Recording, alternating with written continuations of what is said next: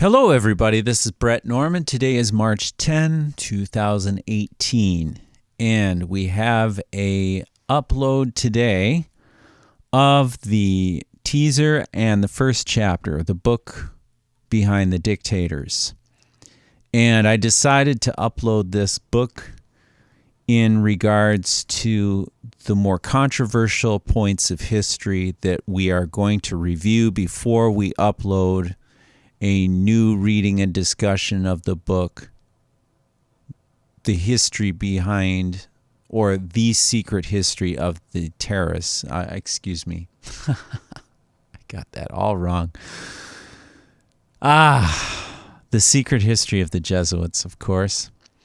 Now, Jörg Glissman and I have been doing reading and discussion of this book, code word Babylon, for the past weeks, and we are well into the halfway point of the book, and this study that we're doing here is in relation to these types of subjects, the Jesuits and their religious role in dominating the people of God, taking over the pulpits of the churches and the state-run institutions as well.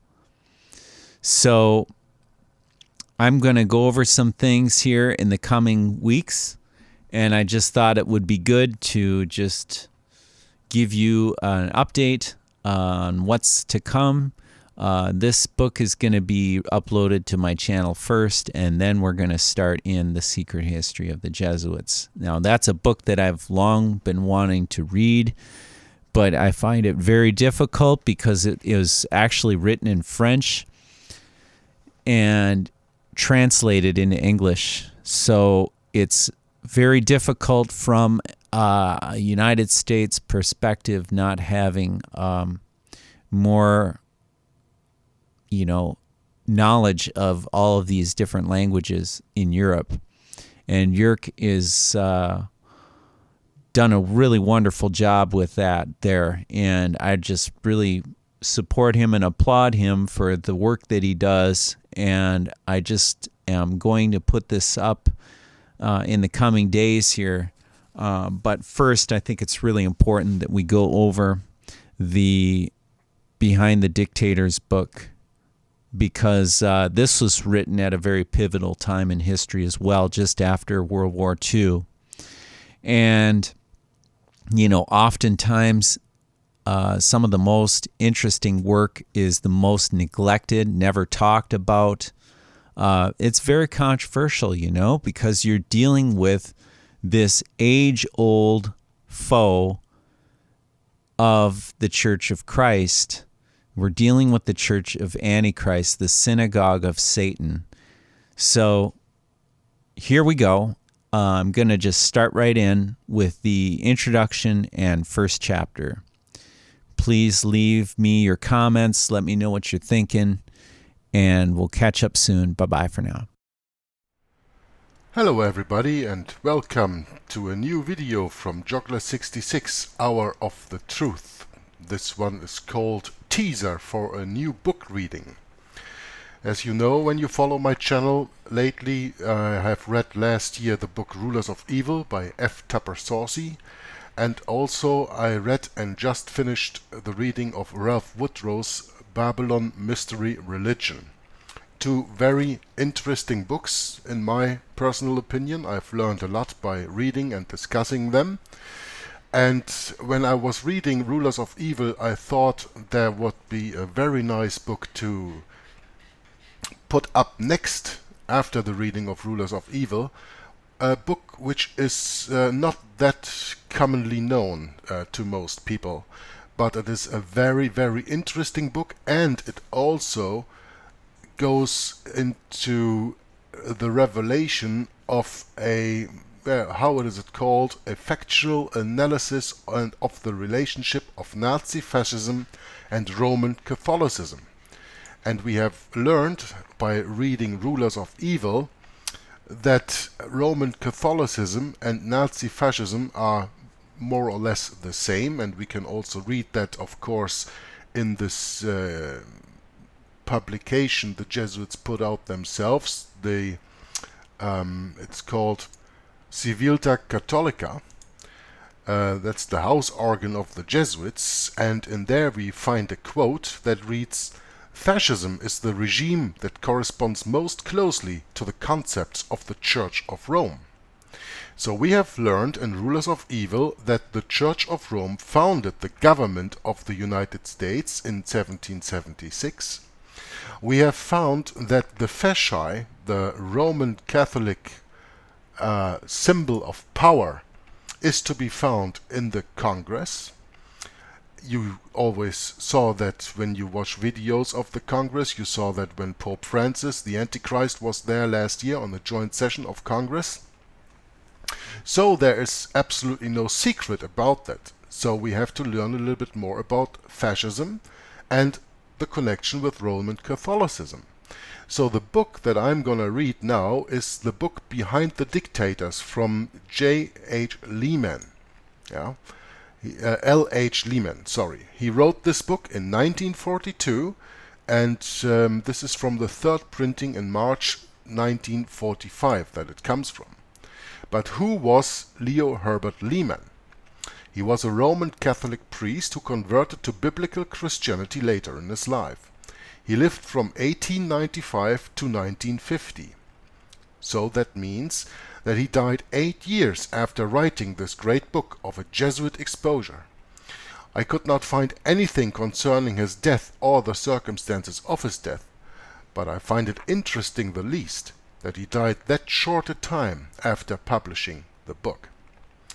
Of course, I will provide the download link for the book in the description box of the video, and that is to be found on the website arcticbeacon.com, and you can look that up for yourself. You can read along, and I would just put chapter after chapter in this book. It's not a very long book, you have to understand, and to make you a little bit familiar what the book is all about, I'm gonna read a review of this book from James Flory, and he puts a little bit together in a few sentences what this book is all about, and that's what this teaser video is all about, to get you interested in whether reading the book for yourself or follow my reading when I upload this on my YouTube channel shortly after I uploaded all the videos concerning Babylon Mystery Religion, because there are still a few to be uploaded, the chapters 20 and 21, and of course the weak recantation that Ralph Woodrow did of that book. So still 3 videos to come on that, but after that I will start uploading my reading of Behind the Dictators by L.H. Lehman, Leo Herbert Lehman. So what does Mr. Flory say in the little summary of this book? This book is surprisingly short, and yet it is one of the most monumental works I have ever read. Published during World War II, so that there is infused a palpable, first-hand immediacy to the now historical events being described, it concisely unmasks the true origins of fascism and Nazism, and reveals the real string-pulling source for which both Mussolini and Hitler, and all the other fascist dictator puppets of the 20th century, owe their respective ascendancies to power and hence their ultimate allegiance. Dots are connected in this book that shockingly clarify the origin of both world wars. For the first time, many of Hitler's and Mussolini's more enigmatic and inexplicable actions are no longer a mystery whatsoever. It all makes harrowing, inescapable sense, the way Lehman, an ex-priest converted to scriptural faith in Jesus Christ, breaks it down. His observations and conclusions he draws from them are monstrously staggering in their implications. I may have to find some way to wedge this into my top 10 of most important books of all time list. It is that significant. And the ancient adage, all roads lead to Rome, has perhaps never been more truly revealed. And as I've already announced, in the future I will read the book All Roads Lead to Rome from Michael de Semlyen, also a book that covers the same subject as Rulers of Evil and as Behind the Dictators, again within the same line, to really make the point to people that the Bible and the Bible alone is the only true Word of God, and we are now living in the kingdom of the Antichrist, and there's only one way out of it, and that is Jesus Christ. Only by reading, understanding, and believing the Bible, the true Word of God, we find our way to Jesus Christ, who is the only mediator between man and God, because there is no other name given under heaven among men by which we must be saved, the name Jesus Christ. But returning to the little summary of the book. Seriously, it's surreal to try to ponder what this means. It means everything on the Hitler or History Channel, because they twist the truth as they like to. So to call the History Channel a Hitlery channel, I absolutely agree with. Everything in any mainstream big publishing house historical book that claims to offer a rendition of the causes of events in the 20th century is all bunkum. It's all a red herring, a distraction from the real truth. It's all baloney, all of it. And if you doubt that, I want you to go back to chapter 9 of Rulers of Evil, where I explain to you Miranda Prosus and Inter Mirifica, where the Roman Catholic Church says it is their birthright to own all social media, all publishing media, newspapers, radio, movies, and everything else. It is their birthright. You can read that in Inter Mirifica on the Roman Catholic website itself. And that's why all this history, or Hitlery as he calls it, everything in any mainstream big publishing house historical is all bunkum. It's all baloney. All of it. Because it all comes from the mouth of the Antichrist of the Bible. It's not about Hitler or Mussolini or whatever they did, whatever they wanted. It's not about the Nazis or fascism. It's about the Vatican, stupid. That geopolitical entity hiding for millennia behind a religion, and yes, hiding behind the dictators. And those rising tides of dump-headed, brown-shirted, Jew-hating American patriots today can't stop serving their Roman master now. If they would just stop their moronic mouth foaming for a moment and actually read these and other irrefutable historical facts with an open mind. Yeah, right, like that's ever going to happen. At any rate, Lehman destroys the mythology behind the vaunted quote-unquote protocols of the learned elders of Zion for them, demonstrating their authorship to be Jesuitical, not Zionistical, not Jewish, I have to add here, because Zionistical is even not the right term, because the biggest Zionist in the world is the Pope. To be sure, Lehman isn't the only author who demonstrated this, but he is definitely one of the more compelling at having done so. Lehman compares the malignant presence of an unperceiving acceptance of Romanism in the United States to a gigantic, metaphorical Trojan horse, the most fantastically menacing Trojan horse that could have ever been brought into any republic or democracy. He was right. And like so many shrieking, siren-sounding Cassandras from decades and decades ago in America and in Europe that you also never heard about, Lehman's stuff is likewise out of print, suppressed, ignored, and all but completely forgotten now. When it happens here in America, and it seems pretty damn close now, certainly in 2016, one thing is certain: we will have got what's coming to us. And not only in the United States of America. Let me assure you this before you say again, like when I read Rulers of Evil, I had some comments, I'm bashing America. No, I'm bashing the Roman Catholic Church. And you have to understand that the Roman Catholic Church, as Tom Frass wonderfully pointed out in his readings of the Global Vatican, is ruling America. And the quote from the bishop in 1903 in the Chicago Tribune, when he stated, when America rules the world, when the United States of America rules the world, the Roman Catholic Church rules the world. And when you know where the Roman Catholic Church comes from, there is a link to go to Babylon Mystery Religion, then you know that the Antichrist, the devil himself, rules this world. And that's also said in the Bible, because Satan is the god of this world. The God of creation, the God of Abraham, Isaac and Jacob, still has his protective hands above all of us. But the moment when he retracts that, and man is completely left to himself under the guise of Satan, then all hell will break loose.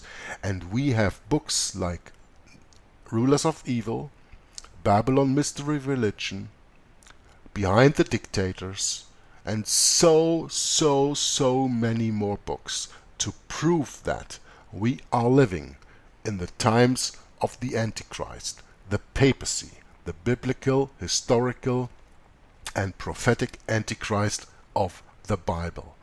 And he says, when it happens here, and he refers to United States of America, and I will also even expand that to the whole world, surely the European Union where I am living in, it seems pretty damn close. One thing is certain: we will have got what's coming to us, because we were not listening to the watchmen, because we were not educated in the Bible, in the Word of God, where he tells us everything in forehand. Bible prophecy is history written in advance, and it is to us to communicate with our God through his preserved word, the King James 1611 authorized version of the Bible, where he tells us everything, what happened, what's happening, and what's going to happen. It's on us to accept it, and to accept Jesus Christ as our personal Savior, and to make sure that Satan will not get us, and to make sure that we can get eternal life through Christ Jesus.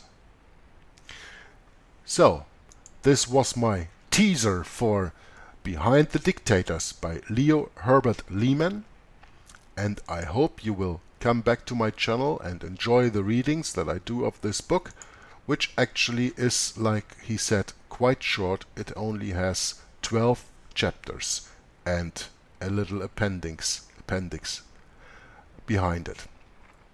And within a very short time I will start reading the first chapter, called Jesuits, Jews and Freemasons, and what links them all together. Hello and welcome everybody to a new video from Joggler66, Hour of the Truth. This one is called Jesuits, Jews and Freemasons, a title that I have not chosen for myself, but that is the first chapter of the new book I start to read today, with this first chapter called Behind the Dictators, from Herbert Lehman, written in 1942. It is a factual analysis of the relationship of the Nazi-Fascism and Roman Catholicism. This book contains 12 chapters, as I've already said in my teaser video that you've probably seen. And now I'm going to read to you the first chapter, Jesuits, Jews and Freemasons.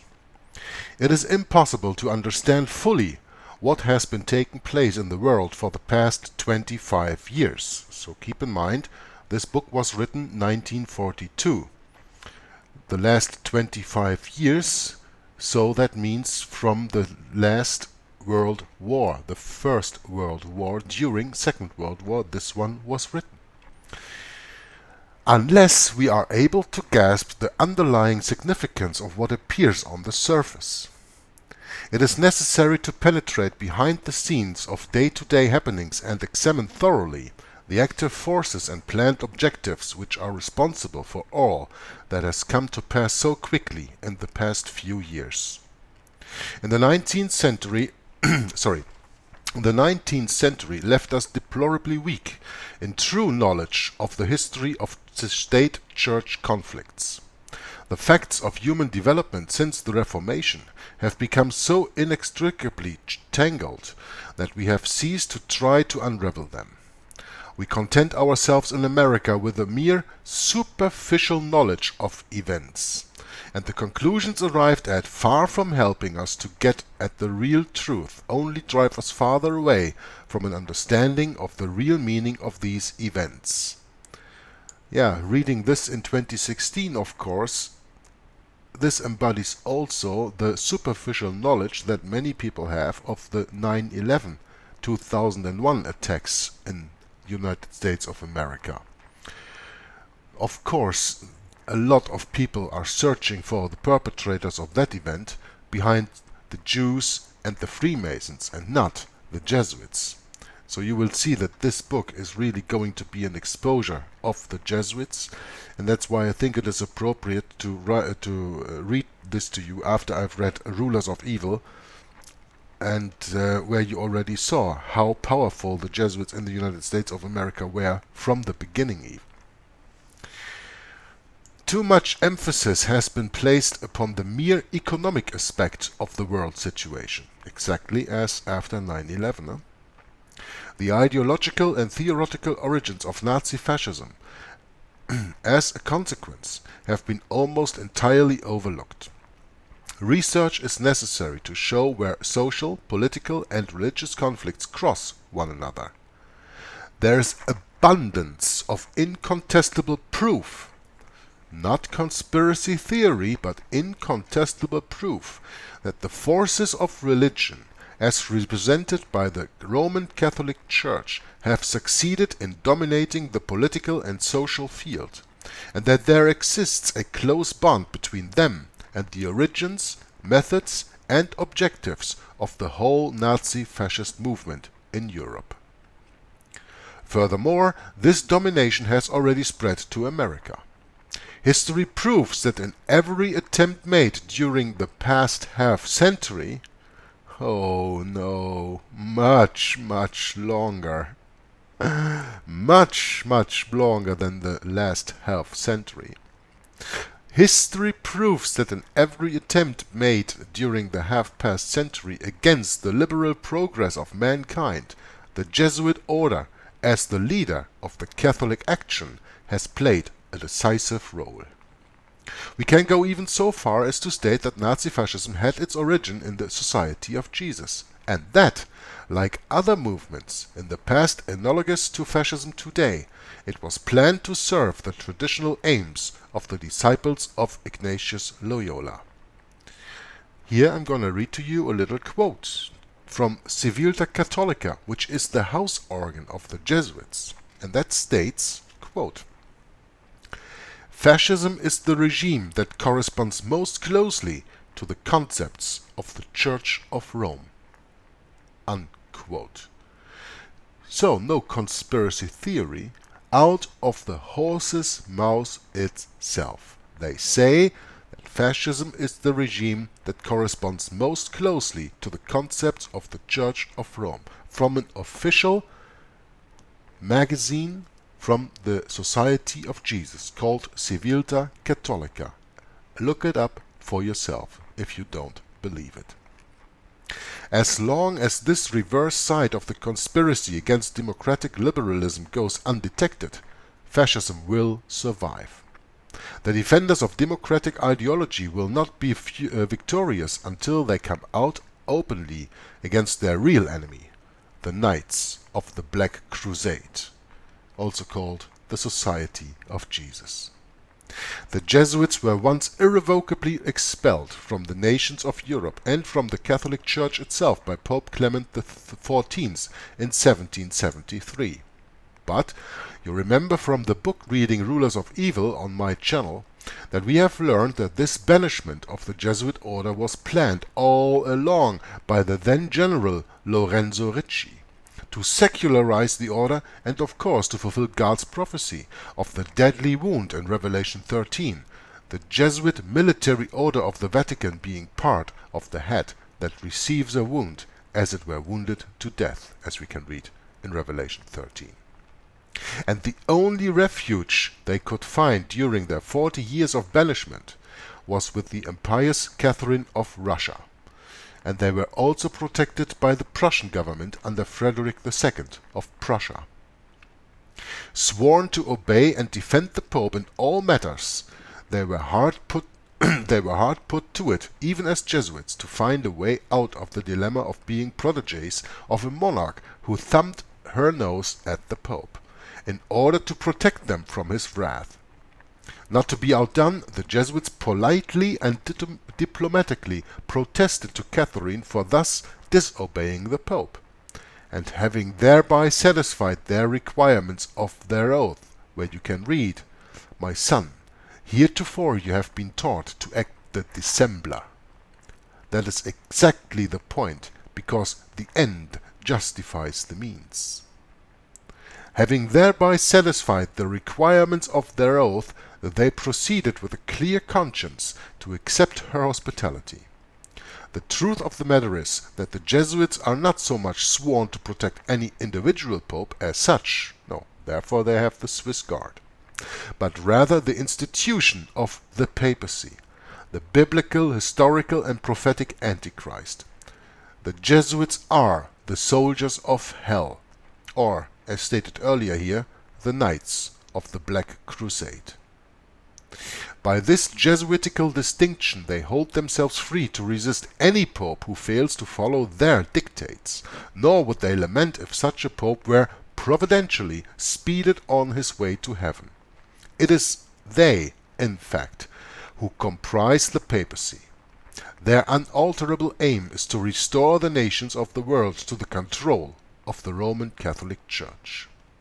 As recently as 1886, of course recently seen from the year 1942, the public press spoke frankly and fearlessly about the menacing tactics of the Jesuits to secure this world control by the Papacy.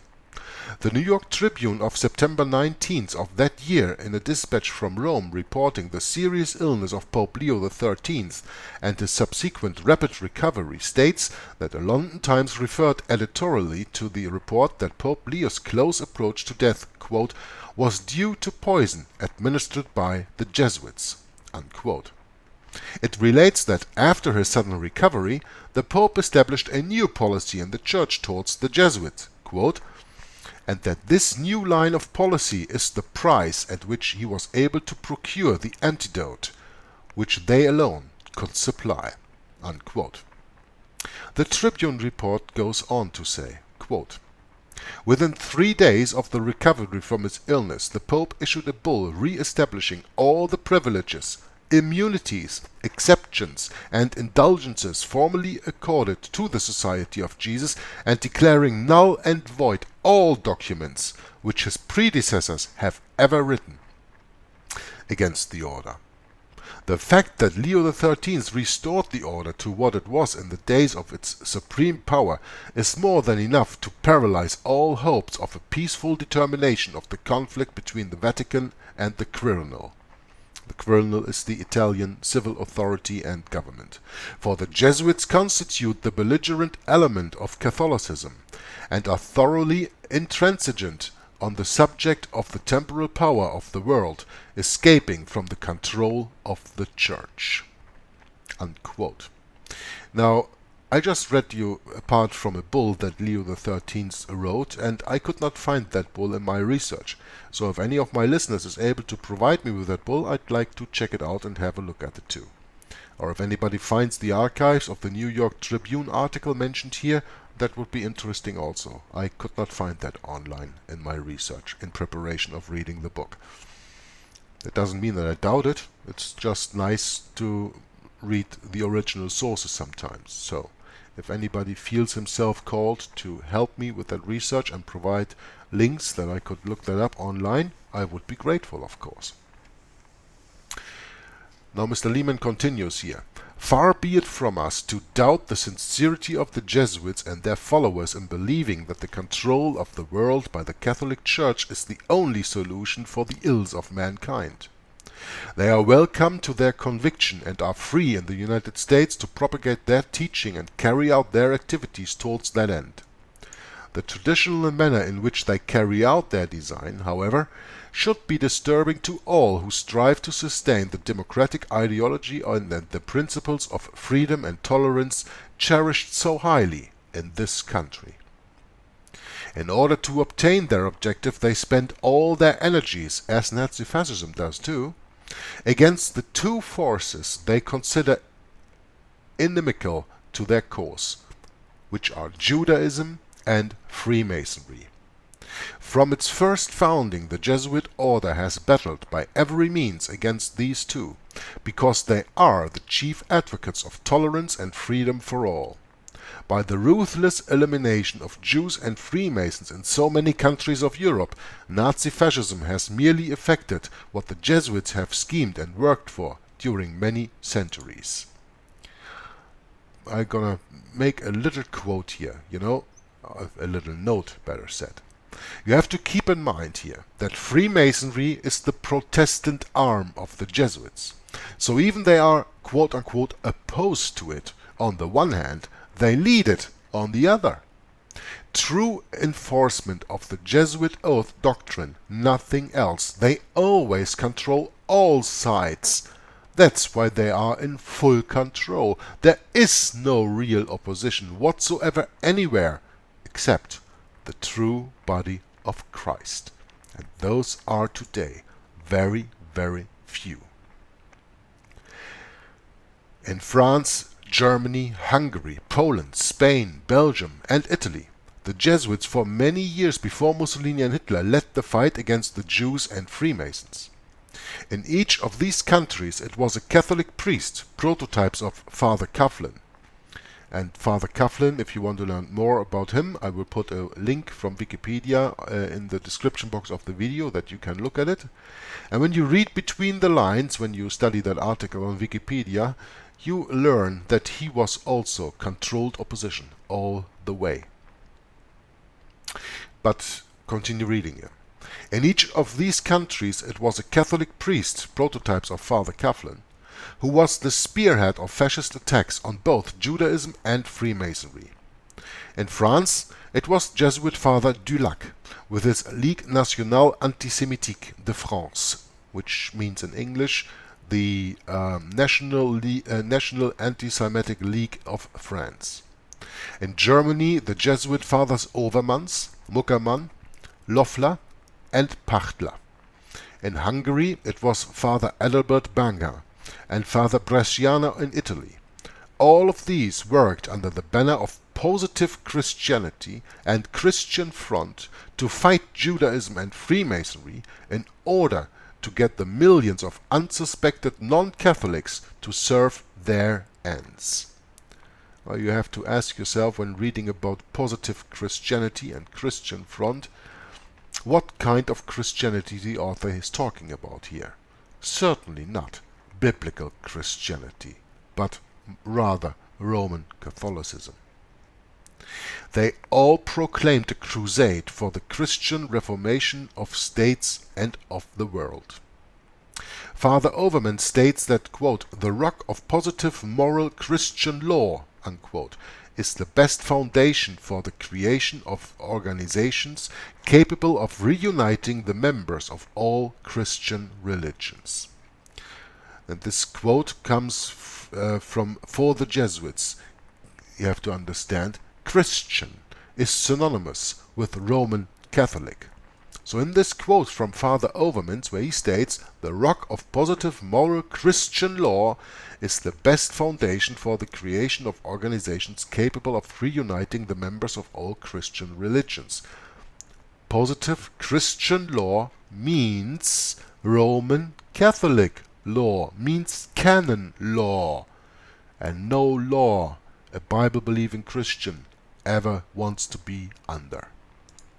Father Hugger, S.J., meaning Society of Jesus, shortly after the establishment of the German Republic, wrote in Stimme der Zeit, means Voices of the Time, June 1919 on page 171, quote, "We are facing a ruinous state of affairs. Once again the work of restoration will have to be accomplished by youth. Will the congregations of Mary not go forth for the third time as the instrument of reconstruction chosen by divine providence?" Unquote.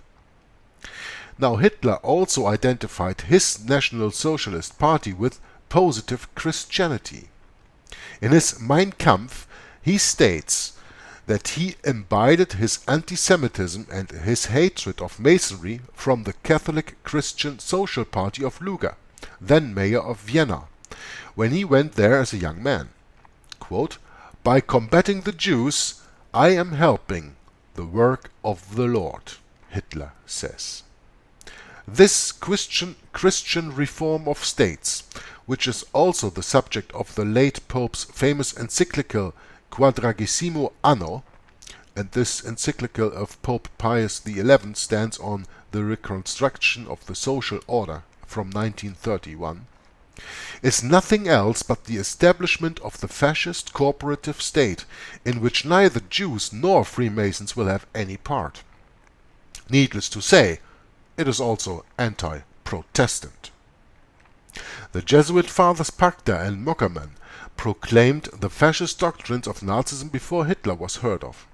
Father Muckerman wrote prolifically in favor of racial eugenics and sterilization, and continued to do so even in spite of the condemnation of sterilization in the encyclical Casti Connubii of Pope Pius XI in 1930. And this encyclical Casti Connubii is from Pope Pius XI on the Christian marriage. You can look that up. I found that online. Jules Michelet, the great French historian, in his Histoire de France, History of France, and the German historian Wilhelm Herzog stress the fact that those who directed the anti-Semitism at the time of the Dreyfus affair depended upon the instructions and, above all, upon the financial support of the Jesuits. If you want to learn more about the Dreyfus affair, I will also provide a Wikipedia link to that, and there you can get more information on the Dreyfus affair that started in the late 1890s in France. The Croix de Feu, or the Cross of Fire in English, and the Parti Français, French party in France, and the Catholic Rexist party in Belgium also had the support of the Jesuits. The Libre Parole, anti-Semitic daily newspaper, was founded by Jesuit money, and its treasury was constantly replenished by them.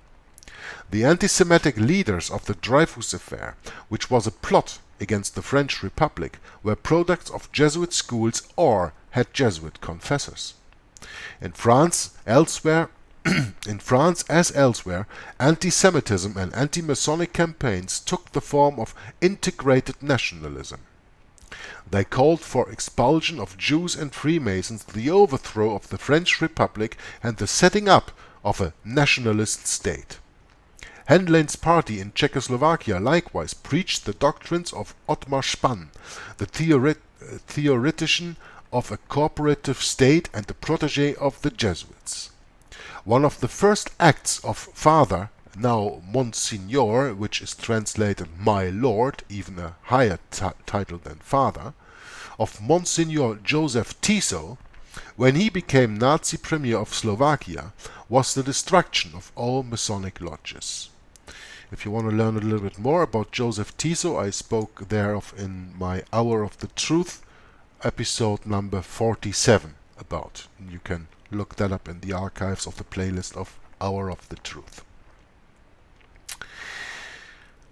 Now the author continues about his memory Mein Kampf from Hitler, but you have to understand that that book actually was written by Jesuit quote-unquote Father Stempfler. It was ghost written by a Jesuit. It was not written by Adolf Hitler. He just signed for that book. So in his Mein Kampf, Hitler repeats the principles of the Jesuits against Judaism and Freemasonry like a well-trained parrot. And that's exactly everything Hitler always has been. He was a trained parrot of the Jesuits. He was controlled by the Roman Catholic Church from the beginning, being a Roman Catholic from birth until death, not even excommunicated. But that's something we will go into a little bit later. But he just parroted what other people wrote for him. It's like Obama. Do you see him talking once without a teleprompter? And he doesn't have any idea what he has to talk about. And Hitler was just the same. He maybe didn't need a teleprompter, he put all the speeches in his head, but they were not his. He was, from the beginning, a Jesuit Roman Catholic puppet. All that he says against the Jews and the revolution in Germany after the war, about Zionism, Jewish exploitation of indecency and obscenity in literature, movies, theater and the press, their part in the organization of vice, prostitution and white slavery, was borrowed almost word for word from the official writings of the Jesuits. Everything he says, likewise, against the Freemasons, their fight for religious tolerance, their efforts to break down racial and religious barriers, as well as their alleged disloyalty to Germany during the World War I, is in agreement with both the teaching of the Jesuits and of the popes in their encyclicals against Masonry. The Jesuit Father Bier, shortly after the revolution in Germany, wrote the following. Quote, "The part played by many Jews at the time of the revolution, the Zionist movement, all this should be a lesson to those who take their religion and their country seriously, to put themselves resolutely on the defensive. The increase of anti-Semitic literature and anti-Semitic organizations is evidence that the people are ready for the fight against Judaism." Unquote. From Jesuit Father Bier. And I just have to tell you, he wrote this in Stimmen der Zeit, Voices of the Time, the Jesuit magazine appearing in Germany in 1921.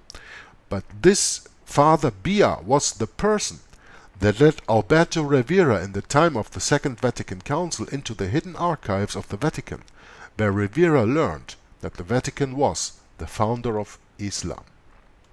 So we are talking about this Jesuit Father Bier here. As far back as 1911, Father Overmans, writing in Stimmen aus Maria Lag, another publication in Germany, states, quote, "It is impossible to deny the harmful influence of the Jews on the ideal which we desire in our literature. The Jews make use of the great scope of their influence to spread corrupt and obscene principles and thus cause immense damage to the spiritual life. Everyone can see that they create many literary works which are inspired by vile and worldly ideas. The books of these writers are filled with the base pleasures of life, a vile sensuality and pure naturalism. The commercial sense of the Jews is not offended by the worst obscenities, white slavery, prostitution, and immorality of all kinds." Unquote. From Father Overmans, of course, a Roman Catholic, as we have learned already. Now, the popes before Hitler proclaimed all this in even more brutal terms. Pope Pius VII, for example, who restored the Jesuits to the Catholic Church, and the nations of Europe after the downfall of Napoleon in 1814 issued a bull in 1821 against the Freemasons. He calls Freemasonry, quote-unquote, a cancer and a deadly disease of society. And the reason he gives is because Masonic lodges uphold the idea of religious tolerance. They receive into their orders all classes and all nationalities, and favor all kinds of moral codes and all forms of worship. The culminating point in the Vatican's fight against Jews and Freemasons is to be found in the encyclicals of Pope Pius IX and Leo XIII. Pius IX styles Masonic lodges synagogues of Satan and accuses them of having fomented wars and revolutions which put Europe to the fire and the sword. Well, this is the pot calling the kettle black, eh? Pope Leo XIII in his encyclical Humanum Genus of 1884 calls Freemasonry, quote, a work of the devil and an impure epidemic, unquote. He accuses Freemasonry of aiming to destroy the churches, the state, and the public well-being. He states that among the chief reasons why Freemasons and democracy must be condemned are the following, quote, they teach that all men have the same rights and are perfectly equal in condition, that every man is naturally free, and that no one has a right to command others, that it is tyranny to keep men subject to any other authority than that which emanates from themselves. Hence they hold that the people are sovereign, that those who rule have no authority but by the commission and concession of the people, so that they can be deposed, willing or unwilling, according to the wishes of the people. Thus, the origin of all rights and civil duties is in the people or in the states, which is ruled according to the new principles of liberty. They hold that the state must not be united to religion, that there is no reason why one religion ought to be preferred to another, and that all must be held in the same esteem, unquote. Now let me ask you, my dear listener, where is here the big difference of the Roman Catholic Church, where they all also say that why one religion ought to be preferred to another? The Roman Catholic Church at the moment is, since Vatican II, the last 50 years, gathering all religious denominations in the world under her wings. So there is not one religion ought to be preferred to another. No, it's only Roman Catholicism that stands at the end, and they use every means by it. They use Freemasonry for it, they use the Jews for it, they use anybody they can use to reach their goal, because the end justifies the means, that in the end the Church, the Roman Catholic Church, may be the gainer of it all. That's it all about. That's how you have to read these things, you know. Freemasonry and Roman Catholicism aren't that different. It's only that Freemasonry is, as I already said earlier, the Protestant arm of the Jesuits. And the more so-called Protestants, separated brethren as they call them also, and they can control them through secret societies like Freemasonry and other stuff, the better it is, because they are eventually all under the control of the Black Pope. But the author continues here saying, he ends his encyclical by inviting all the Catholic clergy as well as the whole lay world to exterminate the Freemasons without mercy. And this is a quote from Father Coughlin's magazine, Social Justice, October-November 1939, reiterated all this in a series of 3 articles entitled Freemasonry in the Scheme of Satan. They repeat the Papal assertions that Freemasonry is allied with the Jews and Communists, and end by calling it, in the words of Pope Pius IX, quote-unquote, the synagogue of Satan. Well, the only synagogue of Satan in this world is the Roman Catholic Church. And they repeat the papal assertion that Freemasonry is allied with the Jews and Communists. Well, who runs Freemasonry? The Jesuits. Who runs the Communists? Who started communism with the reduction of Paraguay in the 16th and 17th century? Who fomented the Russian Revolution of 1917 and the founding of the Soviet Russian Federation state, the USSR as we know it during the Cold War? The Jesuits. And who controls all the Zionist Jews in Israel, and who founded by Leo Herzl Zionism in the beginning? The Jesuits. All roads lead to Rome. All roads lead to the Jesuits. Back and back and back again. There is no other way. When you really do your research, you will see it's all the same. And of course the one side blames the other, because that's how they play their game. Tom Frest said that so wonderfully in his little video that I made out of it, The Grandfather's Clock. The pendulum swings from the left to the right, and from the right to the left, and from the left again to the right, and nothing ever changes. The only thing that changes are the pointers on the top of the clock to further the agenda of the Antichrist of the Bible, the Papacy, using every institution that he controls to further his goal. And when you control both sides, or even when something has 3 sides or 4 sides and you control them all, then you can really play your game of Risk. You know, this board game. It's nothing else for them. The whole world is a stage.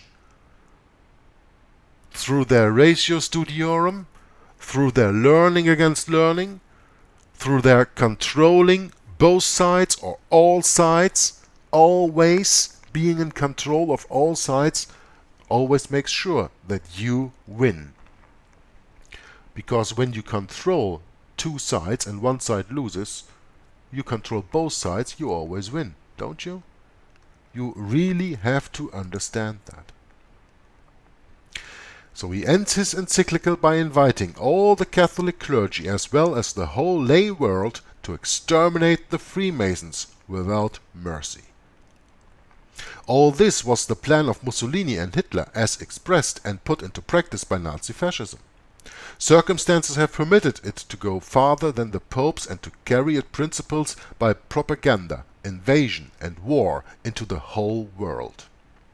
And undermining the position that Jews and Freemasonry acquired since the French Revolution, it threatens to destroy the entire work of political and religious freedom initiated by the Protestant Reformation. It thus serves the aims of the Roman Catholic Church and the Society of Jesus, founded chiefly for the work of counter-reformation. For both Roman Catholicism and Nazi-Fascism regard the ideas that came out of the Reformation and the French Revolution as the chief source of the evils of our time, evils which they trace for the origins to Rousseau, Calvin, Luther, John Huss and Wycliffe, which they trace to Paris, Geneva, Wittenberg, Prague and London. All of this again is to be found in the so-called Protocols of the Elders of Zion. An examination of this matter in the next chapter will show conclusively that this infamous forgery is the work of none other than the disciples of Ignatius Loyola, the Society of Jesus, the Jesuits. And this ends the reading of the first chapter of Behind the Dictators from Leo Herbert Lehman from 1942. So I thank you all for listening and watching, and I will provide the link for the download of the book and the other links I mentioned in the description box of the video, and I hope to see you next time for part 2, and that being the second chapter of Behind the Dictators, called The Jesuits and the Protocols of Zion. Until then, God bless you all and bye bye.